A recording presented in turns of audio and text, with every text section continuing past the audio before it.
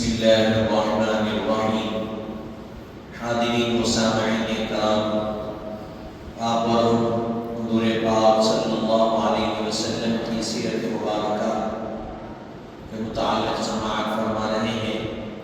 اب یہاں سے حضور پاک علیہ السلام کے نام مبارکہ کا امتیاز اور انفرادیت کو بتلایا جا رہا ہے۔ زمین پر آپ صلی اللہ علیہ وسلم کا نام مبارک محمد، آپ صلی اللہ علیہ وسلم کا نام مبارک محمد ہونا، حضرت نبی کریم صلی اللہ علیہ وآلہ وسلم کے دادا حضرت سیدنا عبد المطلب رضی اللہ عنہ نے 7ویں دن آپ صلی اللہ علیہ وسلم کا عقیقہ کیا اور آپ کا نام مبارک محمد صلی اللہ علیہ وسلم رکھا۔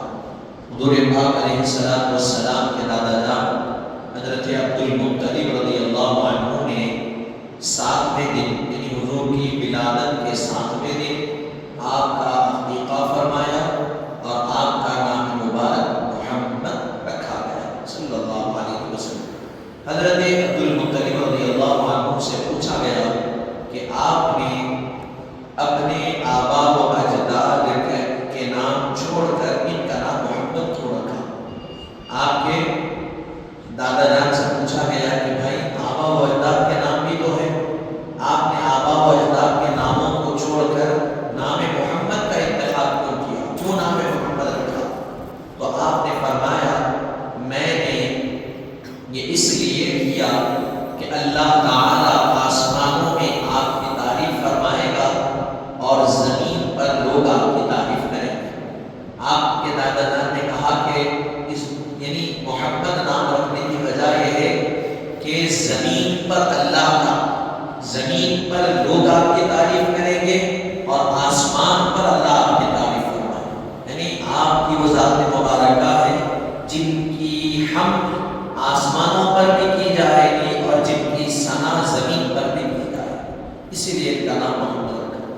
آپ کا نام مبارک زمین میں محمد ہے، اس کے معنی ہے بہت زیادہ تعریف کی ہوئی ذات۔ زمین میں آپ کا نام کیا ہے؟ محمد، اور محمد کے معنی کیا ہے؟ بہت زیادہ تعریف کی ہوئی ذات، بہت زیادہ تعریف کی ہوئی ذات۔ اور آسمان میں آپ کا نام مبارک احمد ہے، آسمان میں آپ کا نام کیا ہے؟ احمد ہے، جس کے معنی ہے بہت زیادہ تعریف فرمانے والی ذات، بہت زیادہ تعریف فرمانے والی ذات۔ حضرت نبی کریم صلی اللہ علیہ وسلم کے نام مبارک محمد میں یہ بھی خوبی ہے کہ اس میں جملہ 4 حروف ہے۔ حضرت رسول پاک صلی اللہ علیہ وسلم کے نام مبارک کی خوبی یہ بھی ہے کہ اس میں جملہ 4 حروف ہے اور خدا تعالیٰ کے اسم مبارک اللہ میں بھی 4 حروف ہے۔ رسول پاک کا نام ہے میم ہا میم دال، 4 حروف، اللہ الف لام لام ہا، اللہ، دونوں میں بھی 4 حروف، یہ بھی خوبی بتائی گئی۔ اور اسی طرح لفظ اللہ پر نقطہ نہیں ہے تو نام محمد صلی اللہ علیہ وسلم پر بھی نقطہ نہیں ہے، اللہ پر بھی نقطہ نہیں اور محمد پر بھی نقطہ نہیں۔ اللہ تعالیٰ نے اپنے نام کے جتنے حروف رکھے ہیں اتنے ہی حروف محمد کے ہیں، یعنی اللہ اور محمد 4 حروف ہیں۔ اور یہ خوبی آپ کے نام مبارک کے علاوہ کلمہ طیبہ میں بھی موجود ہے۔ یہ جو خوبی ہے 4 حروف کی، یہ خوبی کلمے میں بھی موجود ہے۔ کیا ہے وہ؟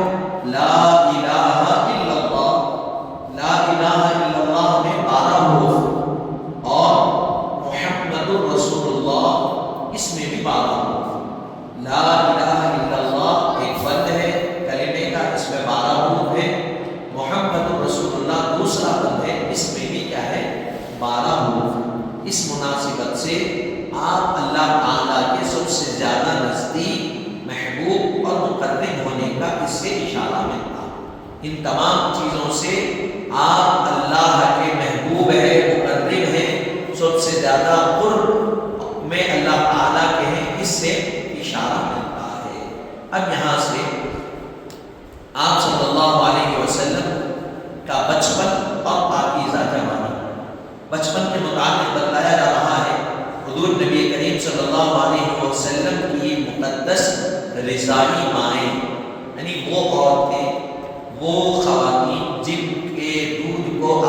اللہ علیہ وسلم نے نوش فرمایا ان کا یہاں ذکر کیا تھا۔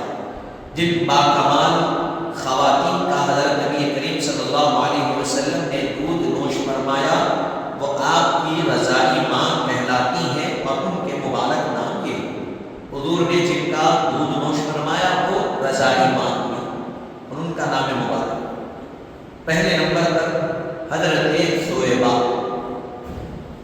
حضرت ثویبہ آپ نے چند روز حضور نبی کریم صلی اللہ علیہ وسلم کی خدمت رضاعت کا شرف حاصل فرمایا۔ حضرت ثویبہ اللہ تعالیٰ نے ان کے شرف میں، ان کے حصے میں شرف بخشا کہ چند روز آپ نے حضور پاک علیہ السلام کو اپنا دودھ پلایا۔ پھر اس کے بعد دوسرے مقام پر، دوسرے نمبر پر ہے حضرت بی بی حلیمہ سعدیہ۔ یہ تو عام طور پر سب جانتے ہیں حضرت حلیمہ سعدیہ، یہ بھی حضور کی رضائی ماں۔ پھر اس کے بعد حضرت خولہ انصاریہ، خولہ انصاریہ یہ بھی حضور کی رضائی ماں۔ حضرت ام ایمن برقہ حبشیہ یہ بھی حضور کی رضائی ماں۔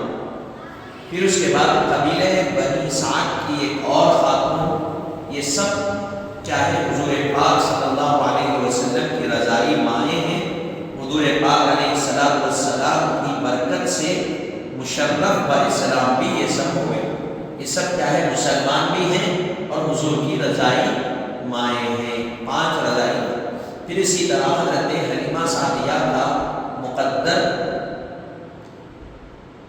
سریہ سے بھی بلند و بالا۔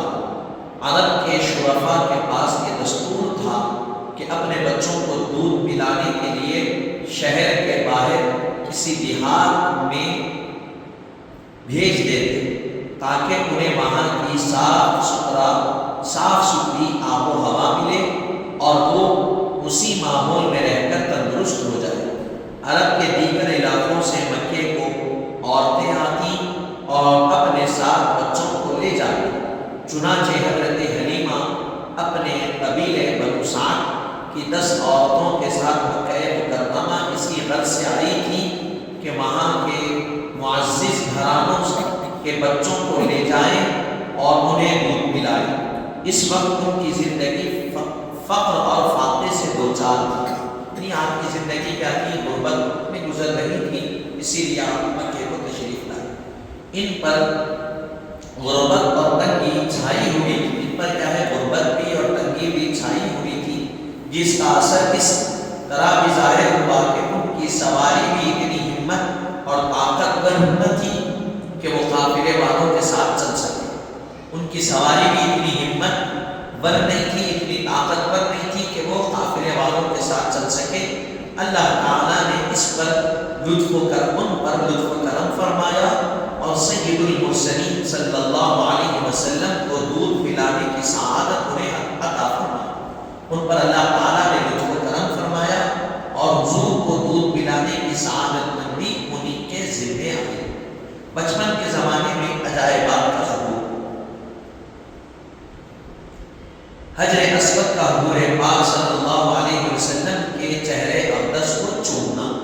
حضرت حلیمہ سعدیہ جب مکہ مکرمہ سے واپس ہونے لگی تو برکت حاصل کرنے کی غرض سے حضور پاک صلی اللہ علیہ وسلم کو لے کر حجر اسود کو بوسہ دینے کے لیے پہنچی۔ حضرت حلیمہ حضور کو لے لیے، وہ سارے واقعات بہت بارہا سنتے آئے، جو آئی اونٹ کا پھر حضور کو لیے واقعہ بن چکے۔ پہنچے حضرت حلیمہ حضور کو لے لیے، برکت حاصل کرنے کی غرض سے کیا کیے، حجر اسود کے پاس گئے۔ دیکھیے آپ، زمانے جاہلیت میں بھی یہ تھا کہ حجر اسود کو وہ معتبر مانتے تھے، اس کو چومتے تھے اور اس سے برکت کو وہ حاصل کیا کرتے تھے۔ اس وقت حضرت نبی کریم صلی اللہ علیہ وسلم آپ کی مبارک گود میں تھے، حضرت حلیمہ کی گود میں حضور تھے۔ آپ نے دیکھا کہ وہ حجر اسود جس کو تمام لوگ بوسہ دیتے ہیں بذات خود کمال اور شوق محبت کے ساتھ اپنی جگہ سے نکل گیا اور آپ کے مقدس چہرے مبارک کو چھونے لگا۔ حضرت حلیمہ سعدیہ نے دیکھا کہ وہ حجر اسود جس کو ہر کوئی بوسہ دیتا، اور کیا کہا گیا کہ جو حجر اسود میں اپنا سر رکھتا ہے وہ مثل مغناطیس کی طرح انسان کے گناہوں کو کھینچ لیتا حجر اسود۔ تو جب حضرت حلیمہ حجر اسود کے پاس گئی، حجر اسود کو ہر کوئی چومتا ہے، لیکن جداگانہ معاملہ یہ ہوا کہ حجر اسود خود شوق سے، محبت سے اپنی جگہ سے نکل گیا اور حضور پاک علیہ السلام کے چہرے مبارک کو چومنے لگا۔ اور جیسا کہ روایت میں آتا ہے فخرج الاسود من مکانه حتى التصق بوجهه الكرام صلی اللہ علیہ وسلم۔ یعنی یہ ایک حقیقت ہے کہ پہاڑ اور پتھر جمادات سے ہیں اور وہ عادتاً اپنی جگہ سے ہٹتے نہیں، لیکن حجر اسود نے حضور کو بوسہ دے کر بتایا کہ اے لوگوں، میں تو ایک جنت کا پتھر ہوں، جبکہ اللہ تعالیٰ نے جنت بھی آپ صلی اللہ علیہ وسلم کے صدقے میں بنائی ہے۔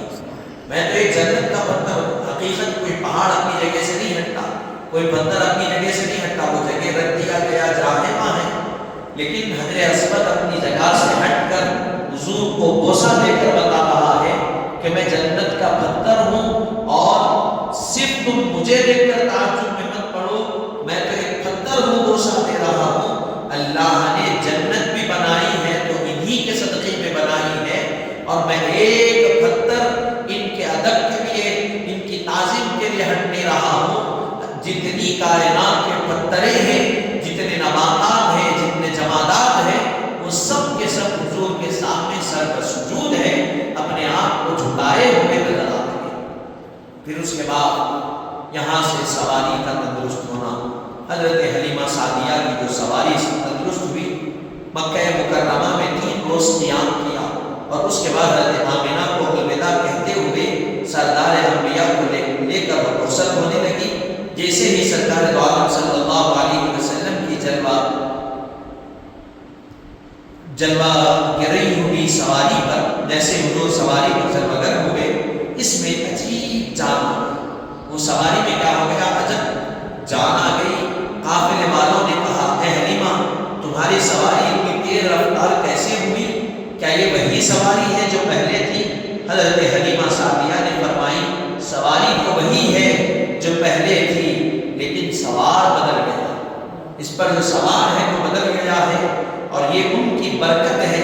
چنانچہ وہ سواری خود کہنے لگی، سواری اونٹنی خود کہنے لگی، مجھ پر وہ سوار ہے جو نبیوں کے تاجدار ہے، رسولوں کے سردار ہے، اولین بھی ہے، آخرین بھی وہی ہے، عظمتوں کے علم بردار بھی وہی ہے، حبیب کردگار بھی وہی ہے صلی اللہ علیہ وسلم۔ مواہب دنیا کا حوالہ۔